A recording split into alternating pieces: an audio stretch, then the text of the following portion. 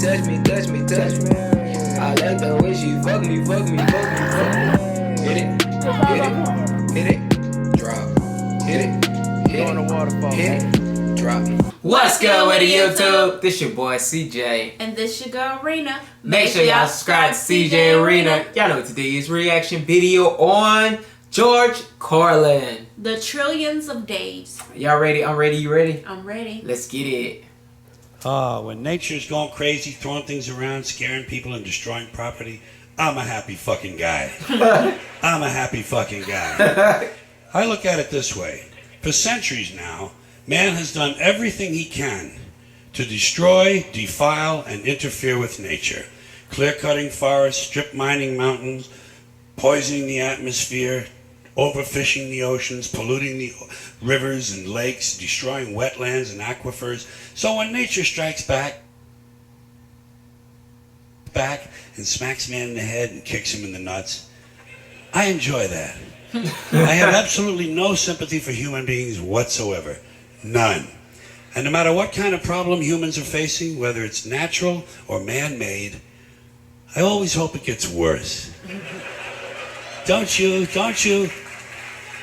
have a part of you that secretly hopes everything gets worse?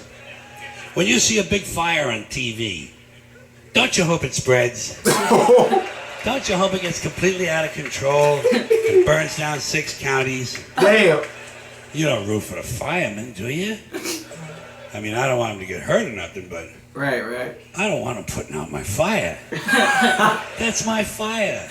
That's nature showing off and having fun. I like fires. You know something else I like? Those spring floods in the Midwest. Aren't they great? Like clockwork. Spring floods in the Midwest. But I'm starting to notice, I'm starting to catch on, that every year it's the same story. Another flood in the same place with the same people on the same river. Same fucking people! And these people do not move. They will not fucking move. Right. They repaint, put down new carpeting and wallpaper, and they move right back into the same fucking house on the floodplain next to the river, and then they wonder why grandma's floating downstream with the parakeet on her head. Wow. 4th time. Again. 4th fucking time. There's no learning curve with these people.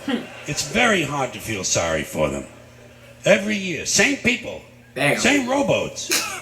Out there paddling around. Rescuing a chicken. What the fuck kind of a life is that? Well, our kids love it here. Oh, really? What do they got, gills? While they're showing all that shit on the screen, the announcer is saying to me, "It's been raining steadily for 3 months now. The ground can't hold any more water. The river is cresting higher than it has in 2 centuries. The levees have washed away. And I just hope it keeps raining and raining and raining and raining and raining and raining and raining and raining and raining and raining and raining and raining and raining." And it rains steadily for 5 years. Damn. And then after that, for 10 years, it's cloudy. With occasional showers. And the river never returns to its natural banks. It becomes a completely new river. And the borders of 3 states have to be changed. And all the maps and atlases have to be redrawn and reprinted. And no one's couch ever completely dries out. For years and years, every time they sit down, there's always a little squish. Dan, Linda, come on in, you guys. Have a seat. Squish, squish. I like that. I'm an interesting guy. I always hope that no matter how small the original problem is, it's going to grow into bigger and bigger proportions that get completely out of control. And I'll give you a concrete example. Let's say a water main breaks in downtown Los Angeles and it floods an electrical substation, knocking out all the traffic lights and tying up the entire city, and emergency vehicles can't get through.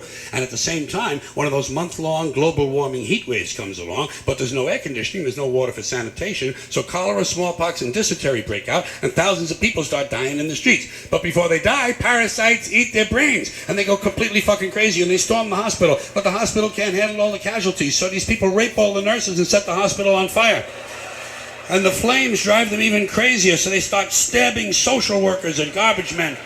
And a big wind comes along and the entire city goes up in flames. And the people who are still healthy, they get mad at the sick people and they start crucifying them, nailing them to crosses, trying on their underwear, shit like that. What the hell? Then everybody smokes crack and PCP, and they march on City Hall where they burn the mayor at the stake, strangle his wife, and take turns sodomizing the statue of Larry Flint. Damn. And at this point, it looks like pretty soon things are going to start to get out of control. Sounds So like everybody panics and tries to leave the city at the same time. And they trample each other to death in the streets by the thousands, and wild dogs eat their corpses. And the wild dogs chase the rest of the people down the highway, and one by one the dogs pick off the old fucks and the slow people because they're in the fast lane where they don't belong. Get the fuck out of the fast lane if you're an old fuck, if you're a slow fuck. Get over on the right. Get over on the right. And the lucky ones, the lucky people who manage to make it all the way outside of town, they discover when they get there that big sparks from the city have lit the suburbs on fire. And the suburbs burn uncontrollably. And thousands of identical homes have identical fires for identical smoke. Killing all the identical soccer moms and their identical kids named Jason and Jennifer. And now the fire spreads to the farmlands, and the farmlands burn intensely at 425 degrees, creating millions of baked potatoes. And as the farmlands burn, thousands of barns and farmhouses begin to explode from all the hidden methamphetamine labs. And the meth chemicals run downhill into the rivers and streams where wild animals drink the water and get completely geeked on speed. So bears and wolves, amped up on crank, start roaming the countryside looking for people to eat, even though they're not really hungry.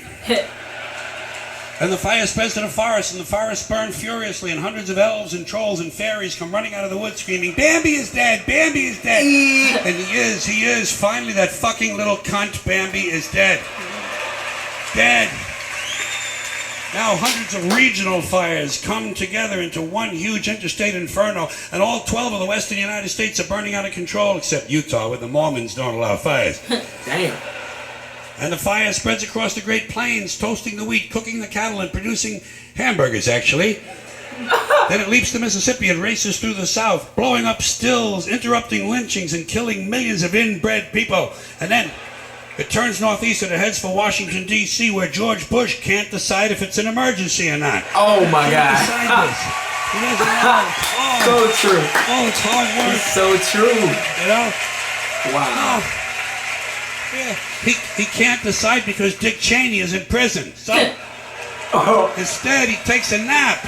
He puts his empty, fucking brainless head down on the little pillow his mother gave him at Christmas time, and he takes a fucking nap. So the fire moves to Philadelphia, but it's a weekend, and Philadelphia's closed on the weekends. So the fire moves to New York City, and the people in New York tell the fire to go fuck itself. Go fuck itself. And it does. Hey, let him know. And it does. So instead it burns down Long Island and Connecticut, killing all the rich white assholes and completely destroying their evil faggoty golf courses. And while all this is going on, Canada burns to the ground, but nobody notices. Damn.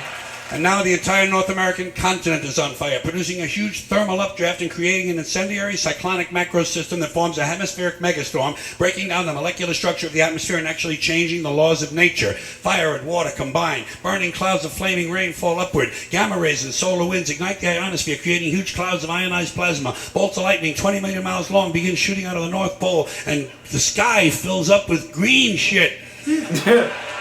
And then suddenly, the entire fabric of space-time splits in two. A huge crack in the universe opens, and all the dead people from the past begin falling through. What the Babe fuck? Ruth, Groucho Marx, Davy Crockett, Tiny Tim, Porky Pig, Hitler, Janis Joplin, Alan Ludden, my Uncle Dave, your Uncle Dave. Wow. Everybody's Uncle Dave. An endless stream of dead Uncle Daves falling through the crack. And all the dead Uncle Daves gather around a heavenly kitchen table. They light up cigarettes and they begin to talk. They talk about how they never got a break, how their parents didn't love them and their children were ungrateful. They talk about how the government screwed them out of money and they just missed out on a big job. They say the Jews own everything and the blacks get special treatment. And all the hatred and bitterness drips out of these people and forms a big pool of liquid hate. And the pool of liquid hate begins to spin. Round and round it spins, faster and faster. And the faster it spins, the bigger it gets. Faster and faster, bigger and bigger, until the whirling pool of hate is bigger than the entire universe. And then suddenly it explodes into trillions of tiny stars. And every star has 1 trillion planets. And every planet has 1 trillion Uncle Daves. And all the Uncle Daves have good jobs, perfect eyesight, and shoes that fit. They have great sex lives and free health care. They understand the internet. Their kids think they're cool, and they all love their neighbors. And every week, without fail, Uncle Dave wins the lottery. Forever and ever, till the end of time, every single Uncle Dave has a winning ticket. What the And fuck? Uncle Dave is finally happy. Now do you see why I like it when nature gets even with humans? Thanks for coming in here. Wow. Hey, look at the dance. Thank you. See you later. See you later. See you What later, do you George have Carlin. to do to nature to make it pay you? Huh? Would you have to do what? To nature to make nature pay you. Would you have to do to nature to make it pay you? What does that mean? I think he said something about nature, and that's what happens when you Oh, you mean like when it actually comes back and give you all good accept what you have to do? talk to trees every day. Actually, I guess acknowledge or give it a good hug every day. Have no clue how you can. I guess you're just gonna have to get whatever people created on Earth to make it help. Because really, to be honest, things that help nature grow like grass and stuff, possibility is something they took from the ground to actually still help it. So it's kind of like hard to actually say, what are you doing? Am I giving the nature stuff right back to them to help it grow more or something? Because it's kind of weird that you can get something to help grass grow. And it's like, is that for nature? Mm-hmm. You know what I'm saying?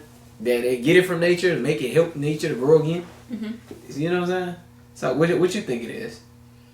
Really and truly, I think, I don't know. Because nature, I don't know, I can't explain it to you. It's hard to actually notice. Huh? Yeah. Y'all give y'all comments at the bottom. Don't forget to subscribe at the bottom. Also check out the video in the description below. Hold on. Go ahead. Make sure you guys comment, make sure you guys subscribe, make sure you share to all your family and friends, and subscribe to CJ and RINA. Like always, guys. Peace. Bye. I like the way she touch me, touch me, touch me, touch me. I like the way she fuck me, fuck me, fuck me, fuck me. Hit it, hit it.